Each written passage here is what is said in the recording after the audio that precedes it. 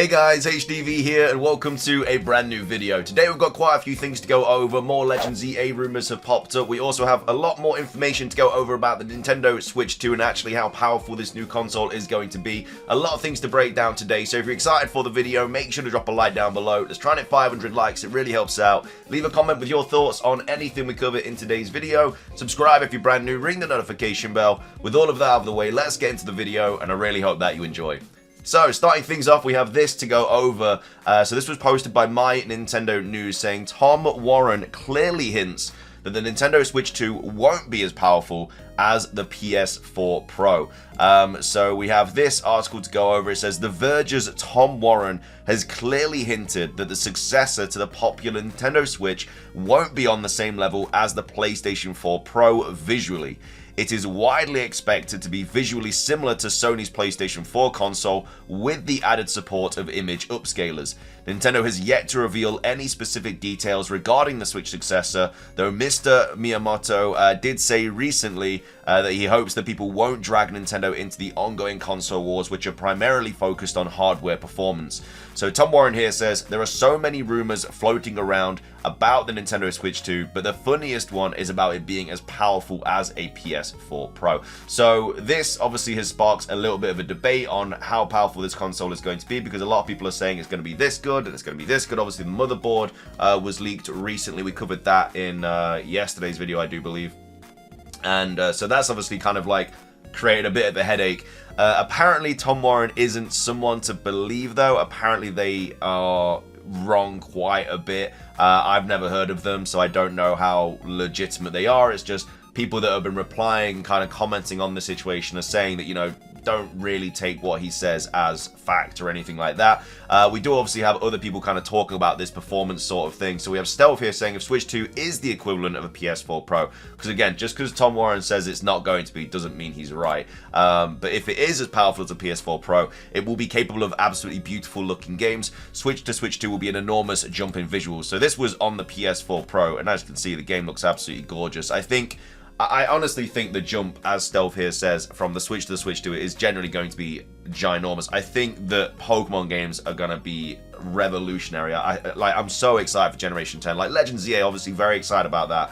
Generation 10, I think, is going to be just insane. I'm so looking forward to it. I think it's going to look beautiful. I think the landscape's going to be incredible. Like, it's just going to be so good. I really hope they do a good job of it, because Scarlet and Violet, even though it sold really well, I think the general consensus with it could have been a lot better. And maybe it was supposed to be for the Switch 2, who knows. But Generation 10, I think, is going to hopefully be like a home run swing. We have a few other people kind of commenting on this as well. We've got Summers Hunter here saying, don't worry about the power of the Switch 2. It will have a multitude of games released only in the current console generation. It supports all the modern rendering features like ray tracing and instant loading that consoles like PS4 do not have, and DLSS will help on resolution.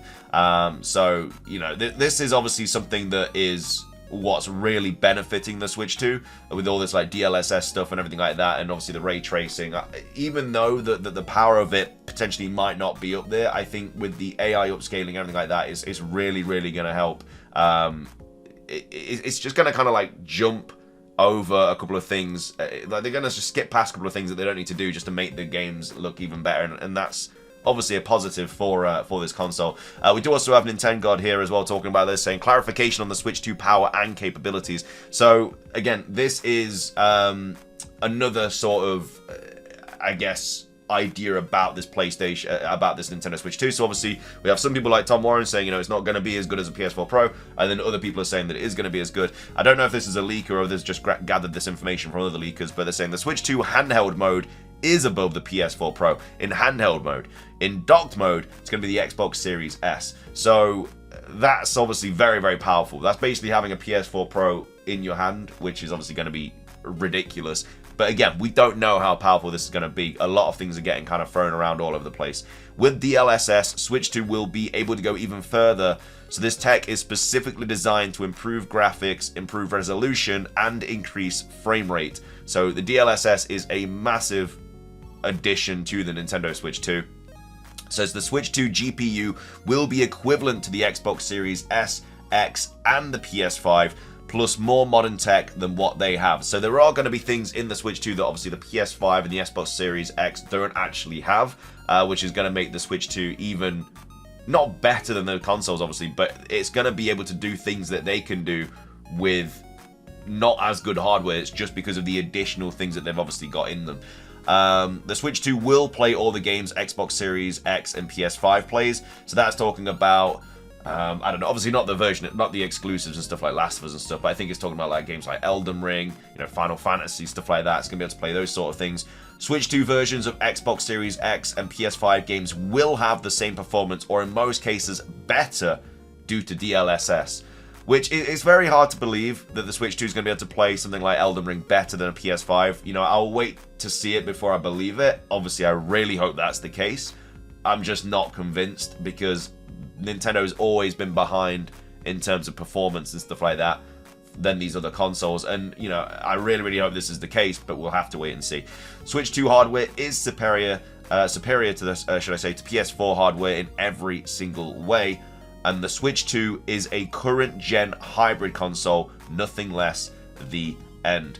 And again, this is going to be a lot cheaper as well. It's probably going to be like $400, you know, $450 tops. So it's going to be cheaper than like the PS5 and everything like that. It says Nvidia DLSS is a neural graphics technology that multiplies performance using AI to create entirely new frames, display higher resolution through image reconstruction, and improve the image quality of intensive ray-traced content, all while delivering best-in-class image quality. Again, this is like the good AI. This isn't the AI that just like creates videos and images or whatever. This is the one that helps things look better. It's kind of hard to explain, but yeah, this is exactly what it does. You know, it uses AI to create entirely new frames, display higher resolution. It just allows it to look better, basically. So that's the good AI. So I'm very happy this is going to be in the Switch 2 as well. This is already confirmed. Basically, was leaked. But anyway, that's all the Switch 2 stuff. Let me know your thoughts on it, though. Like, do you think it's going to be as strong as a PS4 Pro? Do you think it's going to be stronger? Again, if this is all true, then we are about to look at one of the best consoles, if not the best console ever made. But again, we'll have to wait. I'm going to wait to see it before I believe it, you know, especially things being able to like play everything and in some cases better than the PS5 and stuff. Like, I really hope that's the case, but we'll have to wait and see. Anyway, though, that's all the Switch 2 stuff. Finishing things off, we have this rumor to go over about Pokemon Legends EA. Now, this was posted on the 1st of January, so New Year's Day. It says not a leak, posted by Anonymous. They say, hey guys, nothing interesting here, just some guy speculations that are definitely not true, smiley face.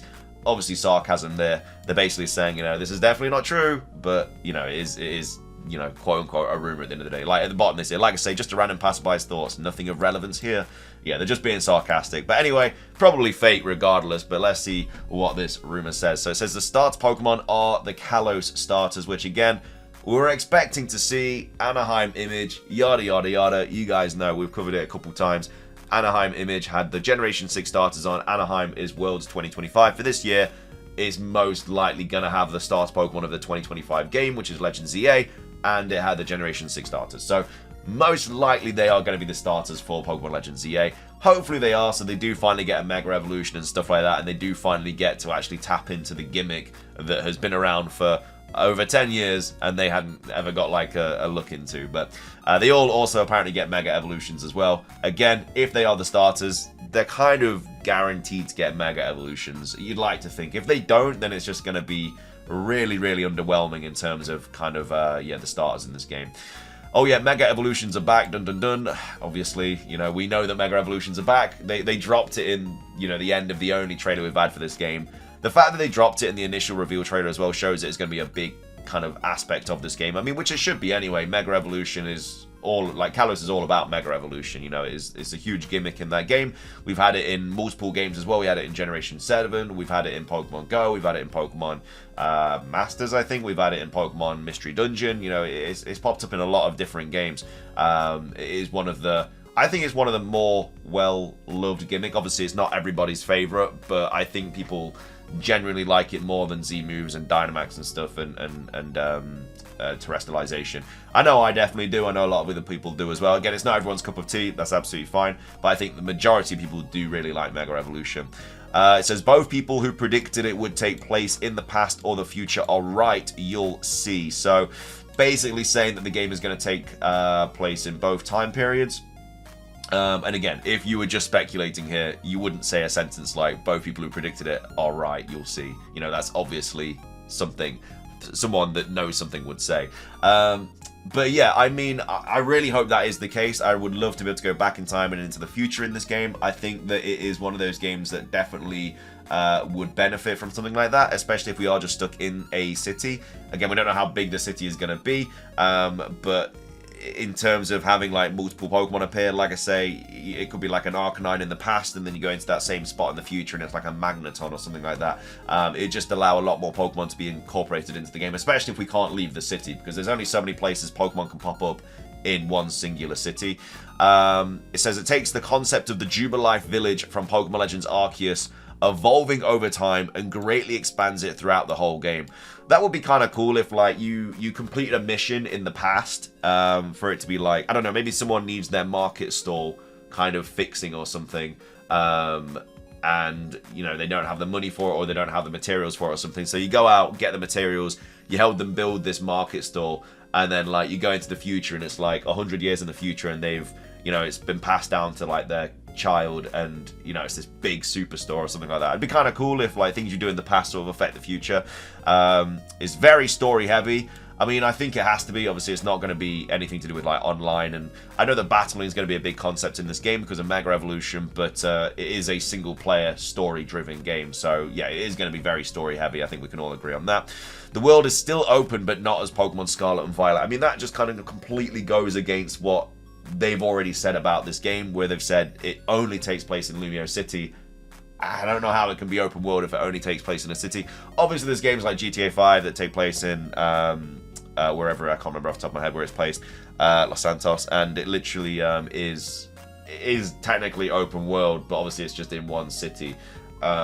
Whereas Scarlet and Violet obviously was like a massive map, so it's hard to say really. You know, we've all been to Lumiose in Generation 6. It was a big city, but you know, for them to, they're gonna have to, I guess, grow that city out to make it actually worth playing this game, because if it's just a small city that it takes place in, you can't go to areas outside, it's gonna be really, really boring. It says it doesn't feature a lot of ancestors like there were in Legends Arceus, but there is a strong connection to Alola for some reason.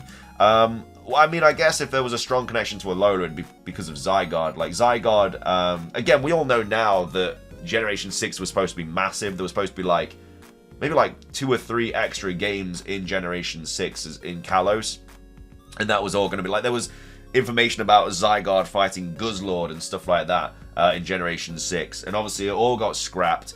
Zygarde then got pushed into Generation 7 with the complete form and the cells and stuff like that. And it is going to have a massive connection to Alola now because of that. And again, it would have been nice to have those extra Generation 6 games. Obviously, they scrapped a lot of stuff. Probably the biggest generation that they scrapped stuff from, I would say, is Generation 6. The fact we were going to get like an extra 4 games or something, like 3 or 4 games, it's kind of wild how we only got 2 at the end of the day. So again, they could use a lot of that information and put it into Legends Z8. We'll have to wait and see, but yeah, I wouldn't be surprised if there are strong kind of links to Alola. No roller skates. Again, I think it's just gonna be rideable Pokemon in this game. I know that we had that technically in Generation 6, but I think it's the majority of it's gonna be just rideable Pokemon. There's a certain Kalos Pokemon, not Zygarde, that holds a particular secret. So, I'm trying to think of a certain Kalos Pokemon, maybe like, I don't know, Hooper or something, maybe one of the Mythicals or something. I don't think it'd be Xerneas or Yveltal, because it just says there's a certain Kalos Pokemon. Could just be like a random mon as well. It might just be like a Go-Go or something. You don't even know. That just gets like a new form, a little bit like a Dusk-Lycanroc or a situation or something. But yeah, holds a particular secret. So, like I said, just a random passerby's thoughts. Nothing of relevance here, but obviously they are they're just being sarcastic. They are portraying this as a rumor, but I don't know if I believe it. They go against a lot of what we kind of know about the game already. But either way, let me know your thoughts on this. Would you like this to be true or not? They don't really give us a ton of information when you think about it, but yeah, let me know your thoughts on all that, and then also let me know your thoughts on all the PlayStation, I keep saying PlayStation, the Switch 2 stuff. I've said PlayStation a lot in this video, that's why. Let me know your thoughts on all the Switch 2 stuff. Again, hopefully this gets revealed soon, and we can finally put all these leaks to bed and actually start talking about legitimate, confirmed news from Nintendo themselves. But again, until that day comes, we'll just have to keep seeing what is slowly getting leaked about this console. But let me know your thoughts on everything. If you did enjoy the video, drop a like down below. Let's try and hit 500 likes. It does really help out. Leave a comment, like, say what your thoughts on anything we covered. Subscribe if you're brand new. Ring the notification bell for daily Pokemon content. Have a fantastic rest of your day. And until next time, peace.